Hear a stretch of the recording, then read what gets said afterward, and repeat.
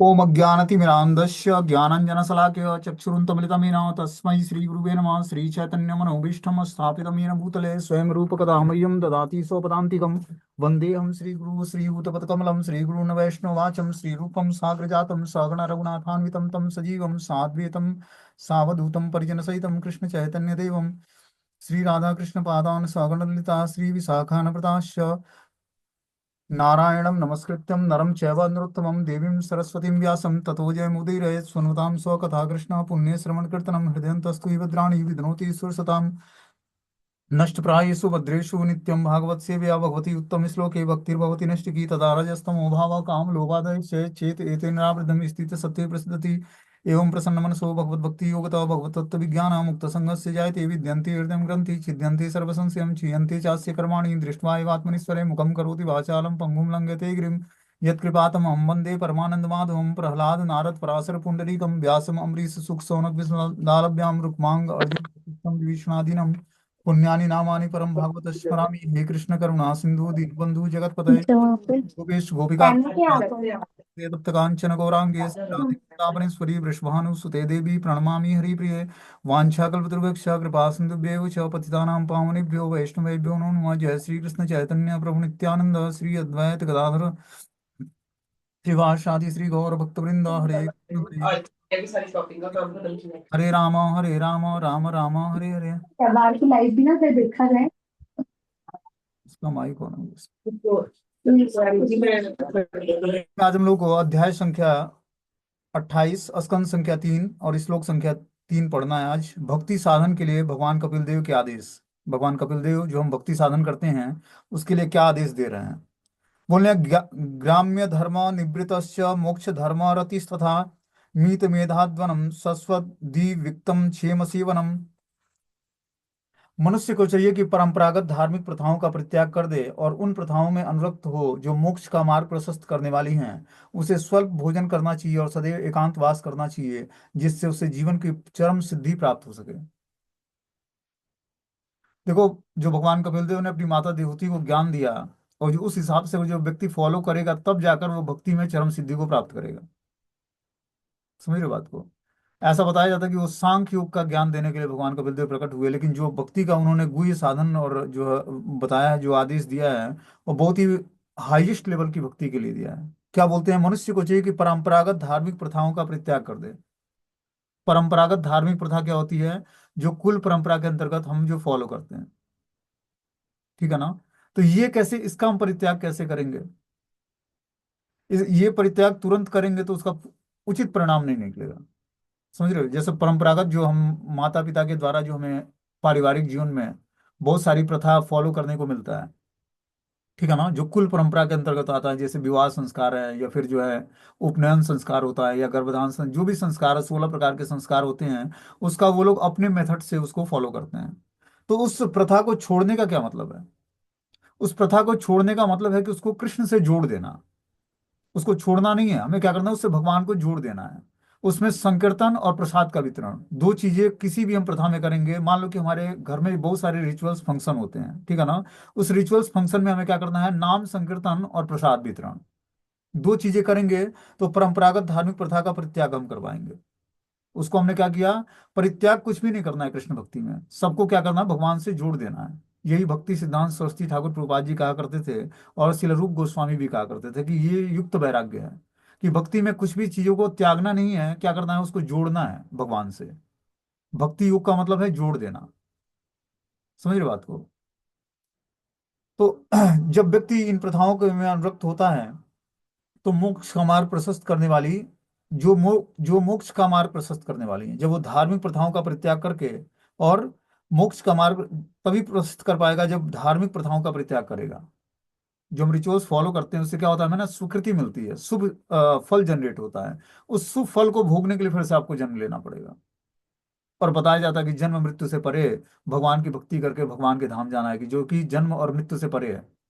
तो उस स्थिति को प्राप्त करने के लिए हमें क्या करना पड़ेगा, मोक्ष का मार्ग प्रशस्त करना पड़ेगा। मोक्ष मतलब समस्त पाप कर्मों से मुक्ति। और भक्तों के लिए मोक्ष का मतलब होता है कि भगवान की प्रेममयी भक्ति में अनुरक्ति। उसे स्वल्प भोजन करना चाहिए और सदैव एकांतवास करना चाहिए, जिससे उसे जीवन की चरम सिद्धि प्राप्त हो सके।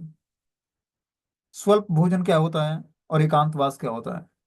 स्वल्प भोजन मतलब उतना ही आहार लेना है जितने की आवश्यकता है। 50% पेट में अन्न से भरा होना चाहिए, 25% हवा से और 25% जल से। तब आपका डाइजेशन सही रहेगा। क्योंकि बिना अच्छे तरीके से भोजन किए हुए शरीर स्वस्थ नहीं रहेगा। अस्वस्थ शरीर से ही में ही स्वस्थ आत्मा निवास करती है। ठीक है ना? जब तक हमारा शरीर स्वस्थ नहीं होगा, पहले हमारा स्वास्थ्य है, फिर जाकर भजन है। जब तक हमारा स्वास्थ्य ठीक नहीं होगा तब तक भजन नहीं होगा। तो हमें स्वास्थ्य ठीक रखने के लिए कम से कम 6 घंटे की नींद, मैक्सिमम, मैक्सिमम 6 घंटे, मिनिमम 4 घंटे, मिनिमम जितना हो सके। लेकिन अगर जो आप 2 घंटे में फ्रेश हो जाते हो, 2 घंटे सो। तो आहार और निद्रा दो चीजें बहुत ही रेगुलेट करनी पड़ेंगी स्पिरिचुअल लाइफ में, तब जाकर हमारा आहार निद्रा से भय और मैथुन रेगुलेट होगा। जो मैथुन जीवन है, सेक्सुअल लाइफ है, जो आकर्षण है स्त्री पुरुष के प्रति, ये हमारे आहार और निद्रा पे डिपेंड करती है। इन चीजों से जब हम छूटेंगे, आहार निद्रा भय और मैथुन से, तब जाकर जब ये चीजें चार रेगुलेट होंगी, तब हमारे सेंसेस कंट्रोल में आ जाएंगे।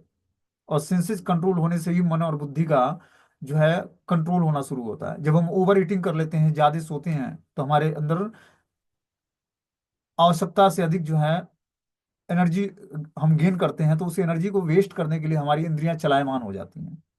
समझ बात को? तो हमें क्या करना है, उसको उतनी ही एनर्जी देनी है जितने से हम आध्यात्मिक एक्टिविटी अच्छे तरीके से कर पाए। ठीक है ना? आध्यात्मिक एनर्जी जो है वो भौतिक एनर्जी से कहीं बढ़कर है। जब व्यक्ति नाम जप करता है, जैसे अपने गोस्वामी गण थे, रघुनाथ दास गोस्वामी 3 दिन पर एक गिलास छाछ पिया करते थे और 22 घंटे भजन किया करते थे। राधा कुंड के तट पर जिनकी समाधि है, राधा कुंड पे आप लोग जाओगे तो वो रघुनाथ दास गोस्वामी की समाधि है। तो वो 3 दिन पर एक गिलास छाछ पिया, आखिर उनका उनको भूख नहीं लगती थी। क्योंकि नाम से जो अमृत टेस्ट जो होता है ना, जो लार बनता है, वो सब कुछ समाप्त कर देता है, सब कुछ को रेगुलेट कर देता है। क्योंकि उनके जीवा पर भगवान का स्वयं निवास था। तो इस तरह से जब व्यक्ति भगवान की शरण ग्रहण करता है और आहार और निद्रा भय और मैथुन चार चीजों को रेगुलेट करता है, तब धीरे धीरे काम क्रोध लोभ मद मात्सर्य ईर्ष्या, इन 6 विकारों पर विजय प्राप्त करता है। अब तब उसका जन्म मृत्यु जरा और व्याधि से उसको छुटकारा मिलता है। तब जाकर जब ये 14 तरह के अनर्थ नष्ट होंगे, तब हमारी भक्ति शुरू होगी। अभी तो इसको नष्ट करने के लिए हम भक्ति कर रहे हैं कि ये किसी तरह से अपने जीवन से हट जाए और हमें भक्ति प्राप्त हो जाए। तो हमें इसको प्राप्त करने के लिए, इसको अनर्थों को दूर करने के लिए, हमें पहले आहार और निद्रा को रेगुलेट करना पड़ेगा। आहार जितना ही हमारा पवित्र होगा, निद्रा हमारी जितनी पवित्र होगी। निद्रा पवित्र कैसे होगी? निद्रा पवित्र होगी कि जब हम शयन करने जाएं तो गलत ना चिंतन करें।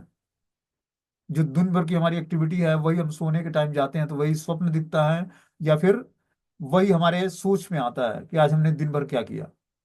तो हमारा जब दिन भर पवित्र एक्टिविटी में गुजरेगा, तभी रात पवित्र होगी हमारी। जब हम भगवान की कथाओं का श्रवण करके सोएंगे और जो है जगने के ये चिंता में कि सुबह उठकर मंगला आरती करनी है, तो हमारी पूरी रात्रि जो है मंगला आरती आरती में काउंट होगी। सुबह उठ के स्नान किया और मंगला आरती में बैठ गए, मतलब करना शुरू कर दिए, तो पूरी रात जो है हमारी मंगला आरती में काउंट हो गई। क्योंकि हमने चिंतन करते सोया कि सुबह मंगला आरती करनी है भगवान की, जल्दी सो जाओ। तो इस तरह से हमें क्या करना है, 24 घंटे भगवान का अखंड नाम संकीर्तन में अपने टाइम को लगाना है। चाहे आप पारिवारिक जीवन में हो या विरक्त आश्रम में हो, किसी भी आश्रम में हो, 24 घंटे कृष्ण की सेवा में लगानी है। तब जाकर हम धीरे धीरे जो है पाप कर्मों से छूट पाएंगे और आध्यात्मिक जीवन में प्रोग्रेस कर पाएंगे। तो ऐसा नहीं कि अब कोई कार्य नहीं करना है, कार्य करना है, लेकिन कृष्ण भावना भावित होकर अपनी चेतना को भगवान के भाव में स्थिर कर लेना है। उस वो कैसे होगा? जब हम सुबह उठकर मंत्र मेडिटेशन करेंगे।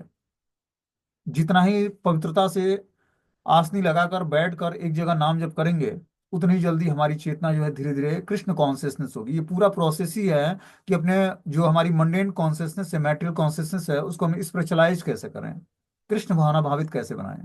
इसी की प्रैक्टिस पूरे भगवत गीता भागवतम के माध्यम से हमें टीचिंग्स मिलती है कि हम अपने कॉन्शियसनेस को कैसे जो है मैटेरियल प्लेटफॉर्म से उठाकर और स्पिरिचुअल प्लेटफॉर्म पर स्थिर करें।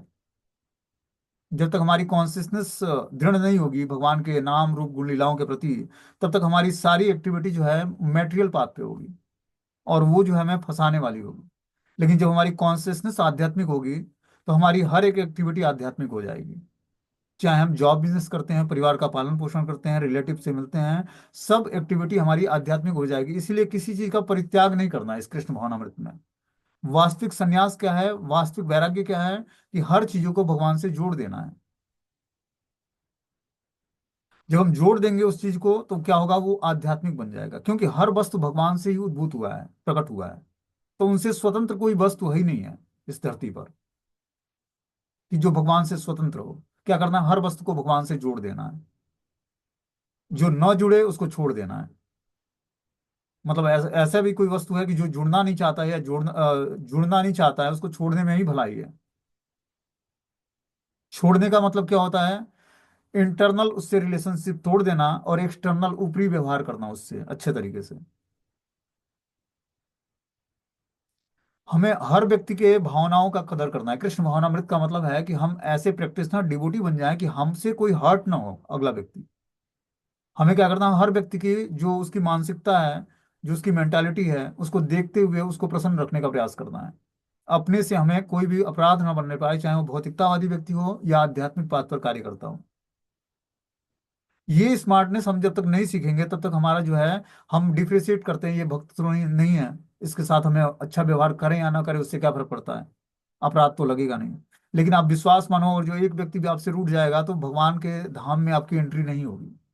वहां पर धाम में एंट्री करने के लिए हर व्यक्ति से आपको सैंक्शन कराना पड़ेगा, तब जाकर आप धाम में एंट्री करने के योग्य हो पाओगे। एक इच्छाएं भी रही हृदय में, तो उस इच्छाओं के लिए फिर से जन्म लेना पड़ेगा। और एक अपराध भी बना, तो उस अपराधों को मिटाने के लिए फिर से आपको कुछ ना कुछ एक्टिविटी ऐसी भगवान कराएंगे, जिससे आपका वो अपराध समाप्त हो जाए। इसीलिए हमें बहुत ही सेंसिटिव रहना पड़ेगा। हर एक एक्टिविटी करते समय हमें ध्यान देना पड़ेगा कि कोई व्यक्ति हमसे दुखी ना हो, हर्ट ना हो। इसीलिए आपका जीवन सादा होगा, विचार शुद्ध होगा, तभी आपसे कोई हर्ट नहीं होगा। जैसे आप बोलते हो, वैसी आपकी एक्टिविटी होनी चाहिए। मन वचन और कर्म से आप पवित्र होने चाहिए। ऐसा नहीं आज कुछ और बोला, कल कुछ और ये भक्तों के लक्षण नहीं है।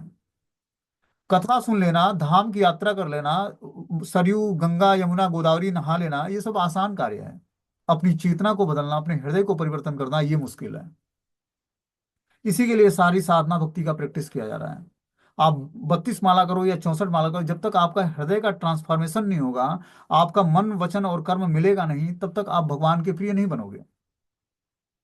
इसीलिए मन वचन और कर्मों को पवित्र करना है। जैसा मन वैसा ही वचन, वैसा ही हमारा कर्म होना चाहिए। तब जाकर हमारे अंदर जो है भगवान का वास होगा, राधा कृष्ण का निवास स्थान बनेगा हृदय।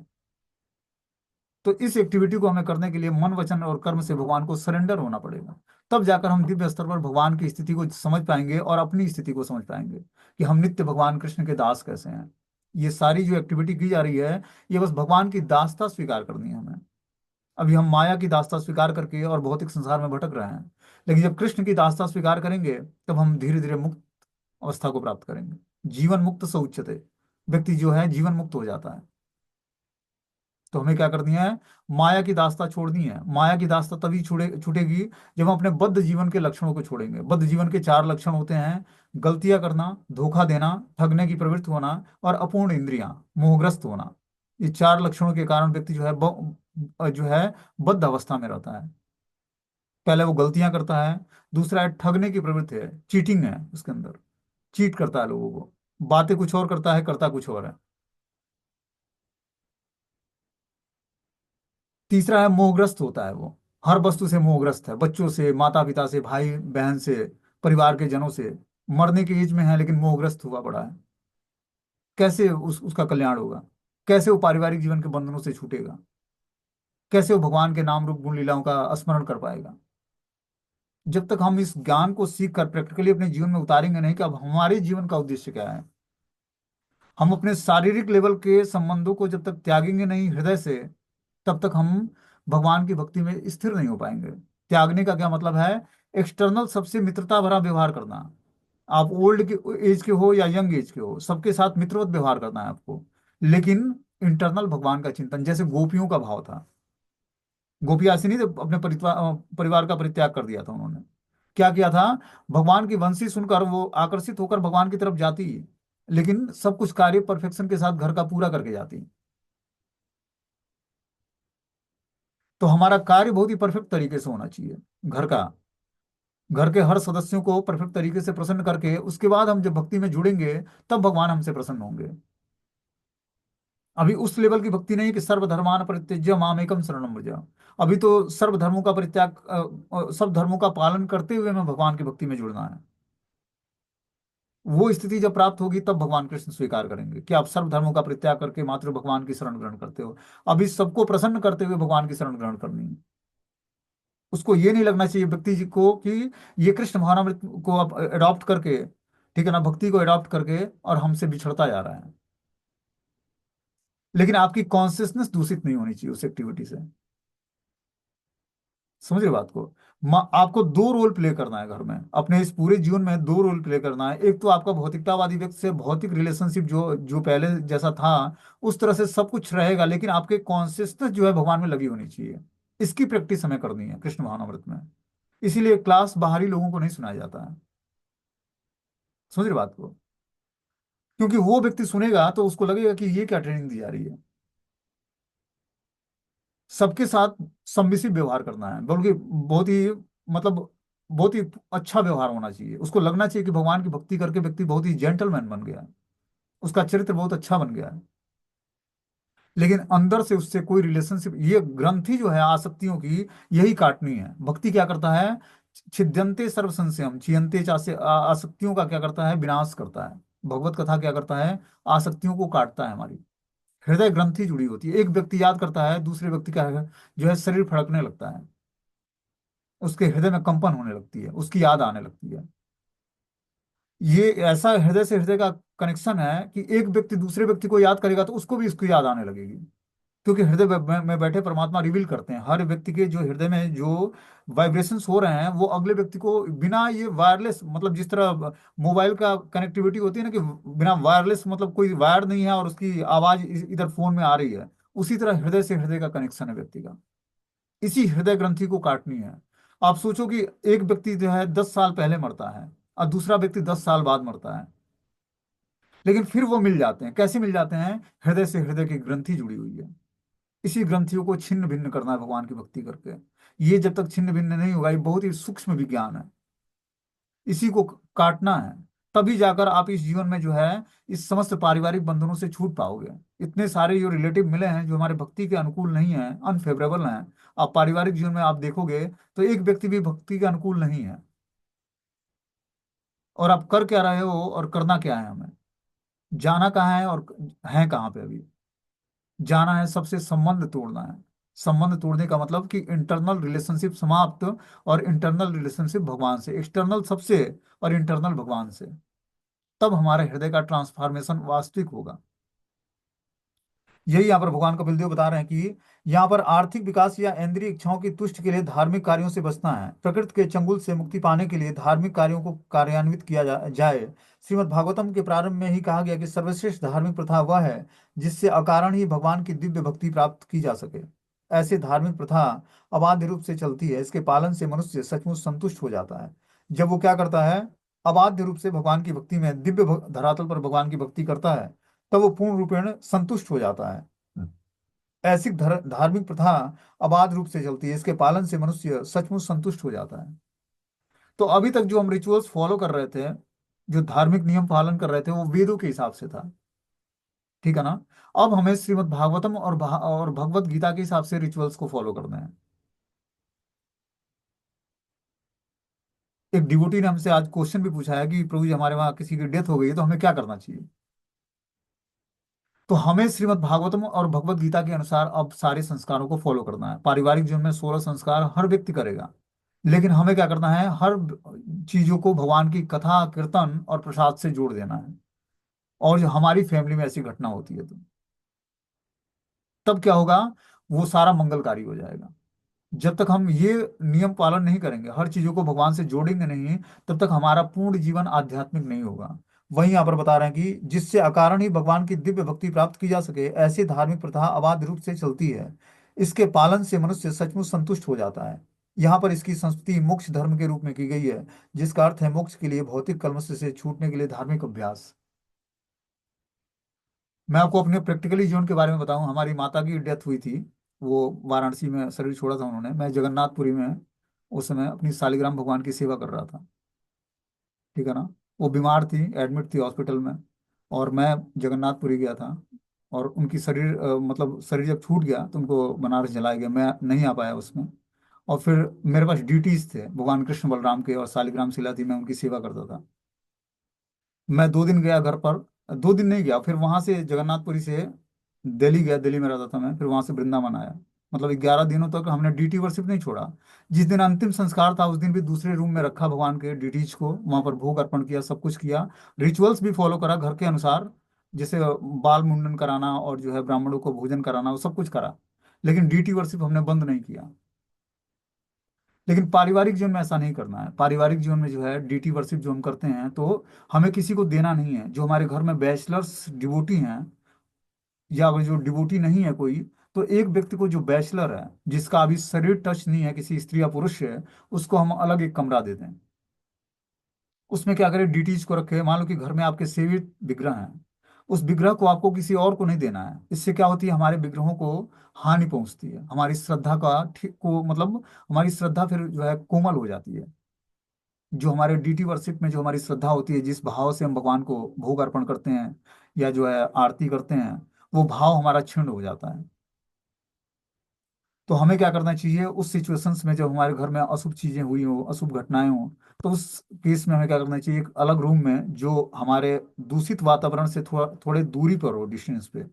मान लो कि ग्राउंड फ्लोर फर्स्ट फ्लोर पे हम लोग रहते हैं, तो सेकंड या थर्ड फ्लोर पे एक इकलौता रूम हो, उसमें किसी ऐसे मतलब बच्चे को जो अभी अनमेरिड है और पवित्र है, नाम जब करता हो, उसको डीटीज दे दें। वो दिन भर में 2 बार नहाकर भोग लगाए, भगवान को आरती करे। और वो सारी चीजें, भगवान की सेवा बंद नहीं होनी चाहिए, क्योंकि ये शारीरिक लेवल पर हमारे घर पे ये सारी घटनाएं घटित होंगी। इसी तरह अशुद्ध वातावरण जब हमारा, जैसे शारीरिक रूप से जब व्यक्ति अशुद्ध होता है, तब भी ऐसे ही करना चाहिए हमें। हमें अपने स्त्री विग्रहों को किसी को देना नहीं है। न तो हमें यहाँ तक कि अपने ग्रंथों को जो हम पढ़ते हैं, उसको भी हमें दूसरे को टच नहीं करने देना चाहिए। अपना सेपरेट, जिस तरह अपना सेपरेट फोन है, उसी तरह अपनी सेपरेट माला जप, अपने ग्रंथ सेपरेट होने चाहिए हमारे। तब जाकर हमारा धीरे धीरे जो है शुद्धिकरण होगा। और शास्त्रों को पढ़ने और उसको रखने का मेथड ये है कि हम उसको पवित्र कपड़े में बांध कर, या उसका बैग आता है जिसमें हम ग्रंथों को रखते हैं, उसमें हमें रखना चाहिए।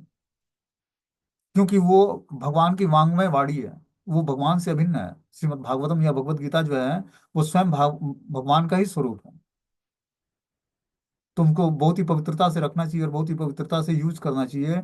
जब पढ़ें तब माथे लगाना चाहिए, और जब उसको बंद करें तब उसको अपने शरीर पर टच कर, मतलब माथे पर टच करके, और प्रणाम, भगवान का प्रणाम मंत्र उच्चारण करना चाहिए खोलने से पहले। धार्मिक ग्रंथों को, जो मतलब भगवत गीता, भागवतम या चैतन्य भागवत जो भी है, जो भी ग्रंथ है, उसको हमें इस तरह से माथे पर टच करके और उसको बहुत ही पवित्रता से रखना चाहिए। और स्वयं इसकी आरती, कितने लोग भागवतम की आरती करते हैं, अपने पूजा के स्थान पे रखना चाहिए हमें। भगवत गीता या भागवतम जो भी ग्रंथ है, ये सब पवित्र ग्रंथ है, क्योंकि भगवान की वाणी है, स्वयं भगवान का ही स्वरूप है श्रीमद् भागवतम। तो इस तरह से हमें इस अशुद्धि अवस्था में, चाहे इस तरह की कोई घटनाएं हमारे घर में होती हैं, तो हमें शिव विग्रहों को अपने किसी और को नहीं देना है। कितने लोग बोलते हैं कि अशुभ घर में अशुद्ध घटनाएं हो गई हैं, तो हमें अपने डिटीज को, आपके घर के वो स्वामी हैं, आपने उनको जिस श्रद्धा और प्रेम से भगवान को भोग लगाया, आरती किया, जो भी करा, नहलाया धुलाया, कपड़ा ड्रेसिंग किया, वो आप दूसरे को दोगे तो वो अपनी श्रद्धा के अनुसार कुछ छुएगा, करेगा। हमें क्या करना चाहिए, अपने परिवार के सदस्यों को ही किसी को अलग से जो है हायर करके उससे सेवा करानी चाहिए। कोई नहीं है तो आप गंगा जल से आचमन करो, स्नान करो। और अशुद्ध जब तक आप भगवान की सेवा करते हो, तब तक मतलब अशुद्ध वातावरण में आपको जाना नहीं है। रूम के अंदर बंद करो, एक छोटा सा गैस चूल्हा रखो, वहीं भोग लगाओ भगवान को, बना के कुकिंग करके भोग लगा के भगवान को, और पवित्र वस्त्र पहन के गंगा जल छिड़क कर भगवान की भोग आरती करते रहो रेगुलर बेसिस। ये अशुद्ध और शुद्ध वातावरण, देखो ये सब आत्मा के धर्म है। मनुष्य का जन्म और मृत्यु फिक्स है, घर के सदस्य मरेंगे भी, जन्म भी लेंगे, सब कुछ होगा घर में। सूतक लगा और ये लगा। जब आप आध्यात्मिक लेवल पर वर्किंग कर रहे हो, ठीक है ना, भगवान की प्रसन्नता के लिए हर कार्य कर रहे हो, तो ये भी कार्य आवश्यक है। वो तो शारीरिक लेवल के संबंध है, वो छोड़कर चला गया आपको। अब घर में लग गया सूतक। अब भगवान थोड़ी ना भूखे रहेंगे, भगवान की आरती थोड़ी ना बंद होगी। आपको क्या करना पड़ेगा, सेपरेट होना पड़ेगा। आपको 2 घंटे टाइम निकाल कर सुबह शाम जो है, श्री विग्रहों को अलग रखो, घर में पूजा पाठ आराम से, घंटी ना बजाओ, आराम से, ऐसे दूसरे को पता नहीं लगना चाहिए कि आप वैष्णव सिद्धांत को फॉलो कर रहे हो। बस आपको पता है कि हमें ठाकुर जी को किसी को देना नहीं है, हमारे घर के सदस्य हमारे प्राण धन है वो, और उनकी सेवा करते रहनी है। चाहे कोई भी घर का सिचुएशन कैसा भी हो। सबसे उत्तम है कि घर का कोई जो अनमैरिड व्यक्ति है उसको हम सेवा में लगा दें, उसको फैसिलिटेट करते रहें। नहीं है कोई, तो ठाकुर जी की सेवा बंद नहीं हुई। जिसमें प्राण प्रतिष्ठा हुई विग्रह है, उसमें प्राण प्रतिष्ठा हुए विग्रहों को हमें त्यागना नहीं है, दूसरे को नहीं देना है। अपनी श्रद्धा और भाव के अनुसार उनकी सेवा करते रहनी है। फिर जब हम 2 घंटे सेवा कर लें, फिर अपने वातावरण में जो आए और अपना जो नित्य रूटीन का काम है, जो भी संस्कार में जो हम पार्टिसिपेट करते हैं, करते रहें। लेकिन हमें त्यागना नहीं है, क्योंकि मैं नहीं त्यागा हूं और उसका पॉजिटिव परिणाम मिला है। मैं प्रैक्टिकली बता रहा हूँ। मेरी मदर थी और उनकी डेथ हुई थी, और किसी की नहीं, मेरी खास माता थी। और मुझे लगता कि उससे उससे क्या हो गया, बहुत ही भगवान प्रसन्न भी हुए। ऐसा नहीं कि मैंने कोई रिचुअल्स फॉलो नहीं किया, सब रिचुअल्स भी फॉलो किया जो पारिवारिक जनों के साथ था, और वो भी हुआ। तो ये सब आध्यात्मिक एक्टिविटी है, इसको हमें छोड़ना नहीं है। पारिवारिक जीवन में भी है तो हमें पवित्रता से इसका वहन करना है। जो भी हमारा नियम सिद्धांत, और जब तक हम अपने नियमों के प्रति दृढ़ नहीं होंगे, तब तक हमारी आध्यात्मिक जीवन शुरू नहीं होगा। समझ रहे बात को। हमें रोज का एक प्रॉपर प्लानिंग करनी है, पूरे महीने भर की प्लानिंग करनी है। उस महीने भर की प्लानिंग के अनुसार अपने जीवन को हमें उस हिसाब से 1 महीने पूरे प्रैक्टिस करनी है उसको। तब जाकर हमारे अंदर संकल्पों में दृढ़ता आएगी, तब हम भक्ति में दृढ़ बन पाएंगे। बस ये 16 माला 4 नियम ही पूरे जीवन का रूटीन नहीं है कि हमने गुरु को वचन दिया। ये तो आपका अभी प्रारंभिक जीवन है। हमें 24 घंटे का पूरा एक नियम बनाना है, शेड्यूल बनाना है, उस शेड्यूल के अनुसार अपने जीवन को ढालना है। आध्यात्मिक एक्टिविटी करनी है, तब जाकर हम भगवान को प्रसन्न कर पाएंगे।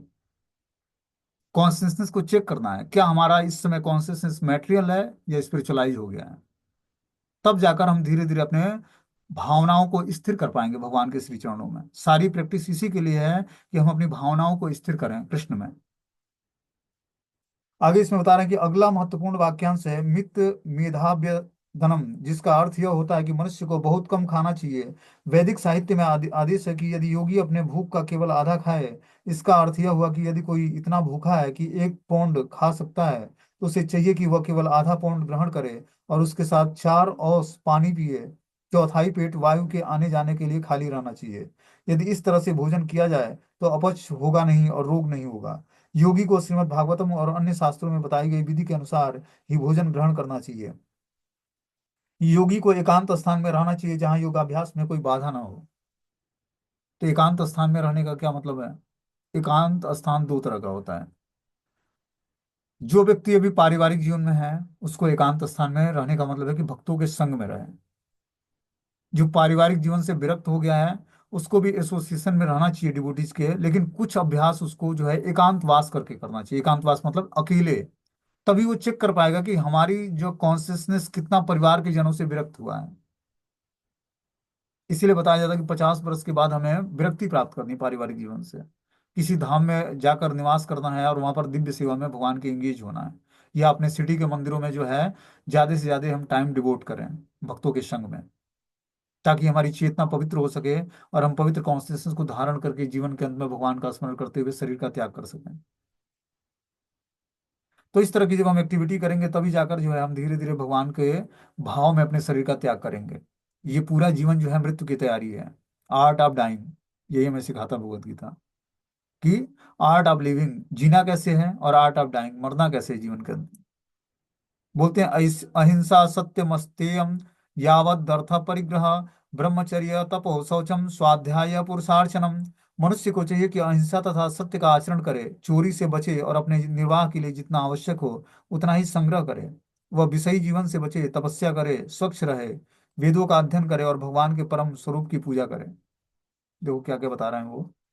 मनुष्य को चाहिए कि अहिंसा तथा सत्य का आचरण करे, उसको हिंसक नहीं बनना है, ठीक है ना, बिना किसी रीजन के किसी को मारना नहीं है, ठीक है, सत्य का आचरण करना है, जैसा हमारा मन वैसा ही वचन वैसा ही कर्म, वही सत्य कहलाता है। इन्हें बोलते कुछ और हैं और हृदय में कपटपूर्ण व्यवहार है, आचरण में कपटपूर्ण व्यवहार है, और बोलते मधुर वाणी है। ये अच्छा नहीं है, ये भक्तों के लक्षण नहीं है। भक्तों के लक्षण क्या है? पूर्ण कंफर्म होने पहले, मैं 10 मिनट बाद बताऊंगा, आपको कंफर्म बताऊंगा, तुरंत बताऊंगा, झूठ बताऊंगा, वो अच्छा नहीं है। आप टाइम लो और कंफर्म बताओ। कोई भी बात है, किसी से भी हम बातचीत करते हैं भक्तों के समाज में, पूर्ण रूपेण हमारा परफेक्ट व्यवहार होना चाहिए। आप भक्ति करके भगवान को प्रसन्न करना चाहते हो, आपके व्यवहार में दोगला व्यवहार नहीं होना चाहिए। समझ रहे हो बात को? तब जाकर आप परफेक्शन के साथ जो है भगवान को प्रसन्न कर पाओगे, और परफेक्ट तरीके से भक्ति कर पाओगे, आपका आचरण पवित्र होगा। कम से कम व्यक्ति को जेंटलमैन बन जाना है, उसका चरित्र बहुत उत्तम होना चाहिए। क्योंकि हम भौतिक संसार में बहुत ही कपटपूर्ण व्यवहार तरीके से जीते हैं, ठीक है ना, लोगों को छल करना, धोखा देना, ठगना, ये सब प्रवृत्ति हमारे अंदर स्वाभाविक रूप से होती है, झूठ बोलना, और पता भी नहीं लगता कि हम वैष्णव समाज में भी आकर वही कर रहे हैं। तो कैसे आदमी का प्रोग्रेस होगा आध्यात्मिक जीवन में? क्योंकि वो हैबिट बन जाता है, हैबिचुअल हो जाता है। वो झूठ बोल रहा है तो भक्तों के समाज में भी झूठ बोल रहा है, भगवान के भक्तों के साथ। और हृदय में बैठे परमात्मा सब कुछ सुन रहे हैं, जान रहे हैं।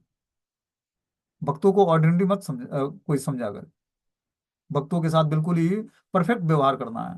नहीं तो भगवान आपको वो, हो सकता है उसको रियलाइज ना हो, लेकिन हृदय में बैठे परमात्मा आपको नहीं छोड़ेंगे। इसलिए भक्तों के साथ कभी अपराधपूर्ण व्यवहार नहीं करना है, झूठ नहीं बोलना है, या कपटपूर्ण व्यवहार नहीं करना है। बोलते हैं कि चोरी से बचें और निर्वाह के लिए जितना आवश्यक हो उतना ही संग्रह करें। हमें चोरी नहीं करनी है, और जितना आवश्यक है उतना ही संग्रह, उतना ही इकट्ठा करना है। आवश्यकता से अधिक नहीं। आवश्यकता से अधिक अगर जो हम इकट्ठा करेंगे तो विनष्ट हो जाएगा। जैसे बामन देव के केस में देखते हैं, बलि महाराज ने बोला कि हे ब्रह्मचारी, आप इस छोटे पैर से क्या नापोगे? आप 3 पग भूमि मांग रहे हो मुझसे, तो इस 3 पग भूमि में आपको क्या करना है? मुझसे, मैं चक्रवर्ती सम्राट हूँ, मुझसे राज्य मांग लो, नगर मांग लो, गांव मांग लो, मैं सब कुछ देने में सक्षम हूँ।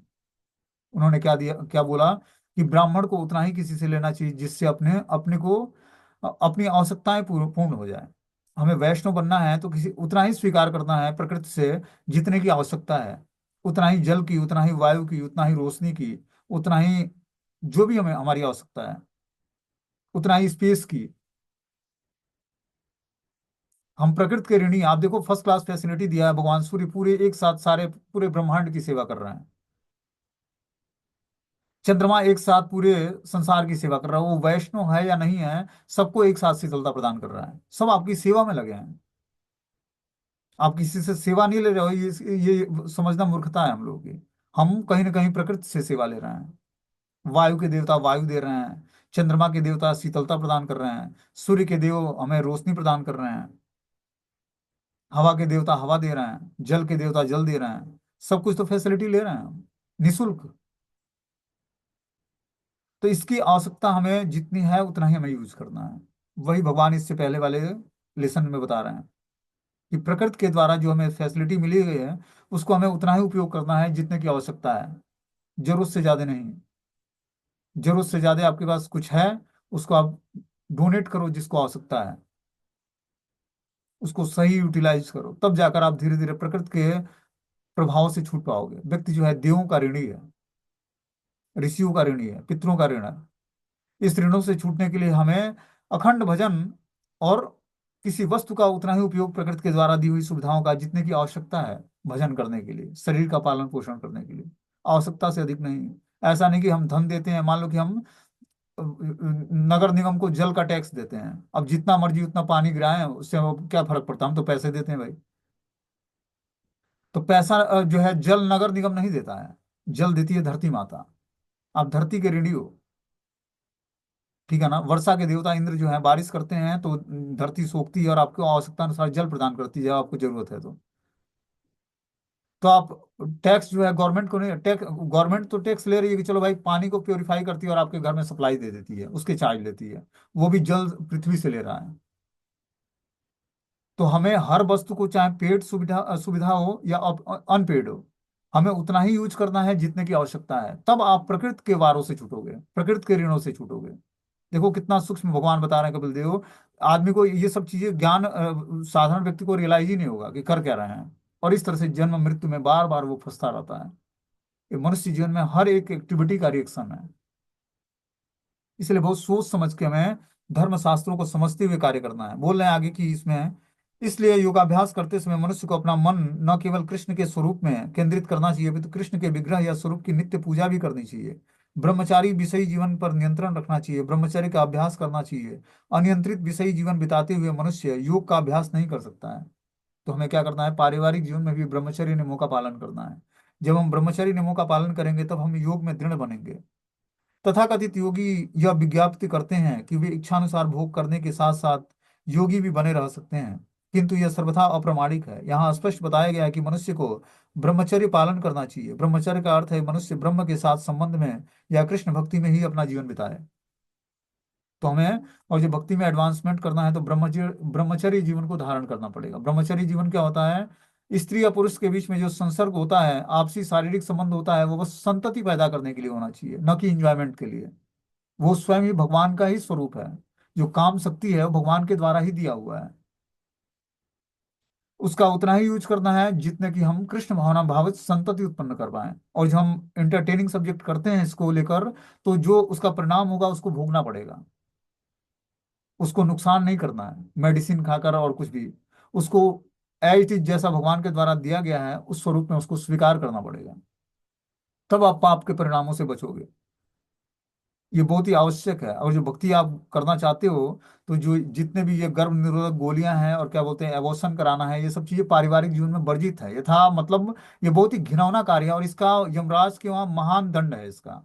मैं आपको क्लियरली बताऊं, ये बहुत ही घिनौना कार्य है। इसका बहुत बड़ा परिणाम है। जो भ्रूण हत्या है वो बहुत ही शास्त्रों में वर्जित बताया गया है। इसलिए बहुत ही सतर्कता पूर्वक अपने जीवन को गुजारना है, धीरे धीरे ब्रह्मचर्य नियमों का पालन करना है। ये आहार और निद्रा हमारी पवित्र होगी, तभी ये इन चीजों पर हम कंट्रोल कर पाएंगे। आगे इसमें बता रहे हैं कि लोग विषयी जीवन में अनुरक्त रहते हैं, वे विधि विधानों का पालन नहीं करते, उन्हें कृष्ण भावनामृत की ओर अग्रसर करें। विषयी जीवन तो वैवाहिक जीवन तक सीमित रहता है। जो व्यक्ति विवाह के बाद सीमित विषयी जीवन बिताता है वो भी ब्रह्मचारी कहलाता है। तो विवाह के बाद भी हमें विषयी जीवन के प्रति सजग रहना है। योगी के लिए अस्तेयम शब्द भी महत्वपूर्ण है, जिसका अर्थ है चोरी ना करना।